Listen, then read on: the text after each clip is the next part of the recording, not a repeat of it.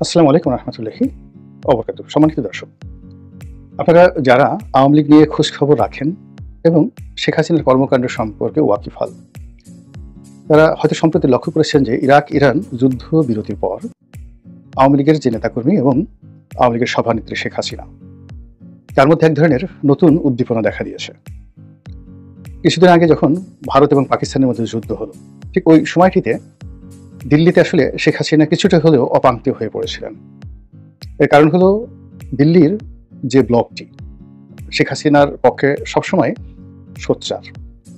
এমনকি তার ব্যাপারে কংগ্রেস, তৃণমূল কংগ্রেস মানে মমতা ব্যানার্জি, তারা সবাই ঐক্যমত্য। শুধুমাত্র বিহারের দু একটি আঞ্চলিক দল যারা মনে করছে যে শেখ হাসিনাকে বাদ দিয়ে বাংলাদেশের সঙ্গে সম্পর্ক উন্নয়ন ঘটানো উচিত, এবং অনেকে আগামীতে যারা ক্ষমতায় আসবে বিশেষ করে বিএনপির সঙ্গে একটি সম্পর্ক স্থাপন করার জন্য সরকারের উপর নানাভাবে চাপ প্রয়োগ করার চেষ্টা করছে। কিন্তু এখন পর্যন্ত নরেন্দ্র মোদী এবং দেশের প্রধানতম বিরোধী রাজনৈতিক দল কংগ্রেস, তারা শেখ হাসিনা এবং আওয়ামী লীগের ব্যাপারে ঠিক ওইভাবে একহাট্টা হয়ে আছে যেভাবে ইতিপূর্বে তারা ছিল। ইতিমধ্যে বাংলাদেশের সঙ্গে তাদের যে দ্বিপাক্ষিক সম্পর্ক, সেই সম্পর্কের জায়গাটিতে যে অর্থনৈতিক লেনদেন রয়েছে সেখানে ব্যাপক ঘাটতি লক্ষ্য করা যাচ্ছে। বাংলাদেশ ক্ষতিগ্রস্ত হচ্ছে, তার সঙ্গে সঙ্গে ভারতও ক্ষতিগ্রস্ত হচ্ছে, এবং সারা দুনিয়াতে ভারতের যে ব্যবসা বাণিজ্যে হুমকির মুখে পড়েছে, সেক্ষেত্রে বাংলাদেশের ব্যবসা বাণিজ্যের যে দ্বারটি, এটি নতুন করে আবার উন্মোচন হওয়া তাদের জন্য রীতিমতো জীবন মরণ সমস্যা। তো এরকম একটা বিষয় নিয়ে যখন দ্বিধাগ্রস্ততা চলছে, ঠিক সেই সময়টিতে ভারত এবং পাকিস্তানের যুদ্ধ শুরু হয়ে গেল। তখন শেখ হাসিনার দিকে মনোযোগ দেওয়ার মতো অবস্থা দিল্লির রাজনীতিবিদদের ছিল না, এবং সেই রেশ শেষ হতে না হতেই আবার ইরান এবং ইসরায়েলের যুদ্ধ শুরু হয়ে গেল। এবং এই সময়টিতে ইরানের এবং ইসরায়েলের যুদ্ধের কারণে ভারত দ্বিমুখী, না ঠিক দ্বিমুখী না, এটাকে চতুর্মুখী চাপে পড়ল। চতুর্মুখী চাপ একে বলছি, এর কারণ হলো যে বাংলাদেশের রাজনীতিতে বিএনপি এবং আওয়ামী লীগ, ভারত এবং পাকিস্তান, তাদের যে গুরুত্ব, এই গুরুত্বটা বুঝতে হলে আপনাকে ভূতাত্ত্বিক রাজনীতি বা ভৌগোলিক রাজনীতি এটা বুঝতে হবে। যখন ইসরায়েল এবং ইরানের যুদ্ধ হলো, এখানে ভারতের জন্য সবচেয়ে বিস্ফোরক হলো যে তাদের ইসরায়েলে ব্যাপক বিনিয়োগ রয়েছে, আবার একই সঙ্গে ইরানেও তাদের ব্যাপক বিনিয়োগ রয়ে গেছে, বন্দর থেকে শুরু করে অবকাঠামো খাতে। এবং দুই দেশেই তারা এই ভারতের যারা নাগরিক, তারা ব্যাপক হারে সেখানে ব্যবসা করেন, চাকরি বাকরি করেন। যে হাইফা বন্দরটি ইরান ধ্বংস করে দিয়েছে, এটি মূলত আদানি গ্রুপের পরিচালনাধীন একটি বন্দর। Billion billion dollar Adani group এখানে বিনিয়োগ করেছে, এবং এই টাকা সাধারণ ভারতীয়দের টাকা, অর্থাৎ তারা ভারতের যে স্টক এক্সচেঞ্জগুলো আছে সেখান থেকে এই হাইফা বন্দরের নামে টাকা উত্তোলন করে সেই টাকা বিনিয়োগ করেছে। একইভাবে ইরানেরও একটা বন্দর তারা পরিচালনা করছে। এছাড়া ইরানের অনেকগুলো পাইপলাইন, মানে তেলের পাইপলাইন থেকে শুরু করে অবকাঠামো নির্মাণে তাদের বিশাল বিনিয়োগ রয়েছে।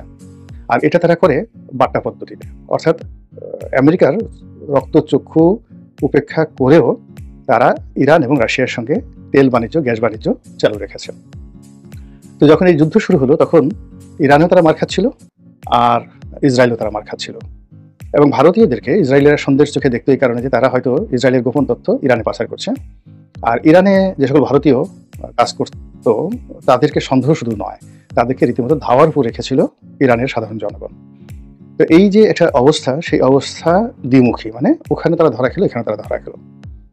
দ্বিতীয়ত এই যুদ্ধে ইরানের পক্ষে সরাসরি আফগানিস্তান এবং পাকিস্তান তারা দাঁড়িয়ে গেছে। তো সেক্ষেত্রে পাকিস্তানের সঙ্গে তাদের যে বিরোধ, সীমান্ত বিরোধ, এটি আগামীতে আরও ভয়ঙ্কর আকার ধারণ করবে। আর ইতিমধ্যে আফগানিস্তানের নতুন সরকার, অর্থাৎ তালেবান সরকারের সঙ্গে একটা সমঝোতামূলক চুক্তি করে তারাও সেখানে কিছু বিনিয়োগ করার জন্য চেষ্টা করে যাচ্ছিল, এবং ইতিমধ্যে হয়তো কিছু বিনিয়োগ তারা করে ফেলেছে। কিন্তু ইরান এবং ইসরায়েলের যখন যুদ্ধ শুরু হয়ে গেল, তখন এই আফগানিস্তানের এই যুদ্ধটি, মানে আফগানিস্তানে ও ইরানের এই যুদ্ধটি, ইসরায়েলের যুদ্ধটি এসে আশ্রয়ে পড়ার উপক্রম হলো। অন্যদিকে তাদের যে দীর্ঘদিনের বন্ধু রাশিয়া, সে রাশিয়াও এখানে জড়িয়ে গেছে। ফলে দেখুন, এই যে চতুর্মুখী যে তাদের বিপদ এবং বিপত্তি, সেই বিপদ এবং বিপত্তির মধ্যে আওয়ামী লীগকে নিয়ে, বাংলাদেশকে নিয়ে বা শেখ হাসিনাকে নিয়ে গণনা করার সময় তাদের ছিল না। ফলে ওই সময়টিতে বরং উল্টো কথাবার্তা হচ্ছিল যে কলকাতা থেকে তাদেরকে তাড়িয়ে দেওয়া হবে, দিল্লি থেকে তাদেরকে তাড়িয়ে দেওয়া হবে, এবং অনেকগুলো ভারতীয় মিডিয়া, তার সঙ্গে সম্পৃক্ত বাংলাদেশে যারা রয়েছেন, তাদের মধ্যেও এক ধরনের প্রচারণা তারা চালাচ্ছিল যে এই মুহূর্তে দিল্লির নিকট শেখ হাসিনা এবং আওয়ামী লীগের লোকজন রীতিমতো বোঝায় পরিণত হয়েছে।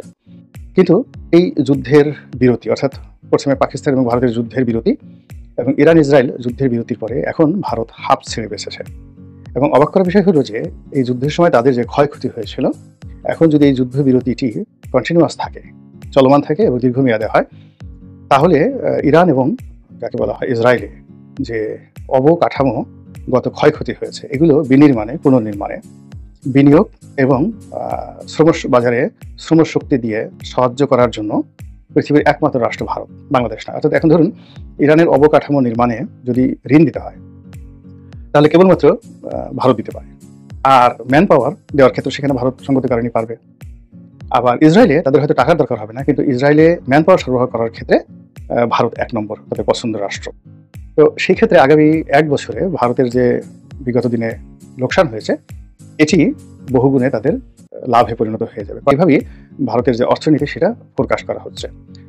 এই যে ভারত একটা ব্রিদিং টাইম পেয়েছে, এই ব্রিদিং টাইমটি তারা এখন একেবারে 100% বাংলাদেশের দিকে তারা নিবিষ্ট করবে।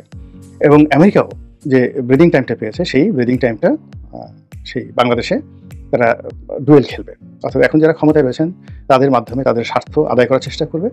আবার অন্যদিকে ভারতের সাথে সম্পর্ক রেখে তাদের যে আওয়ামী লীগ প্রীতি, আমেরিকার যে লবিংটি ছিল, তারাও সেই কাজটি আবার শুরু করবে। এইভাবেই কিন্তু রাজনীতি একটা মেরুকরণ হয়ে যাচ্ছে বাংলাদেশে। এবং সেই মেরুকরণ আপনি বাংলাদেশের সর্বত্র কিন্তু দেখতে পাচ্ছেন। এখানে যা কিছু হচ্ছে এর কোনো কিছুই বর্তমান সরকারের পক্ষ যাচ্ছে না। এনবিআরের সমস্যা, তারপরে পুলিশের সমস্যা বরং ডে বাই ডে বাড়ছে।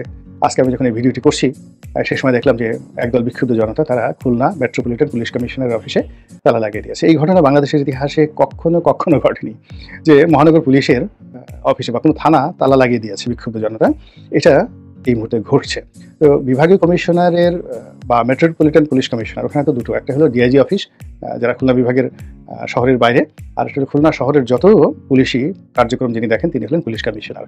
তো সেই পুলিশ কমিশনারের কার্যালয়ে তালা লাগিয়ে দেওয়া হয়েছে। সচিবালয়ে বিক্ষোভ চলছে, ঢাকা দক্ষিণ সিটি কর্পোরেশনে মারামারি হয়েছে এরশাদ গ্রুপ এবং সরকারি গ্রুপের মধ্যে। এবং এখানে অবাক করার ব্যাপার হলো যে এরশাদ গ্রুপের সাথে যারা দ্বন্দ্ব এবং সংঘাতে জড়িয়েছে, এখানে যারা আছে তাদের পরিচয় যদি আপনি শুনেন এবং জানেন, তাহলে এরশাদের জন্য আপনার খুব মায়া লাগবে যে একজন তরুণ এবং সম্ভাবনাময় রাজনীতিবিদ এবং এই মুহূর্তে তারুণ্যের আইকন কিভাবে তার রাজনীতিকে চারিদিক থেকে, তার দলের ভিতরে বাইরে সবাই মিলে তার রাজনীতিকে শেষ করে দেওয়ার জন্য যে চক্রান্ত চলছে, এটি তারুণ্যের রাজনীতির পথে একটা বিরাট বাধা। যাই হোক, তার সঙ্গে আন্ডারওয়ার্ল্ড, তার সঙ্গে ব্যাংকিং থেকে শুরু করে অন্যান্য জায়গাতেও সমস্যা আছে।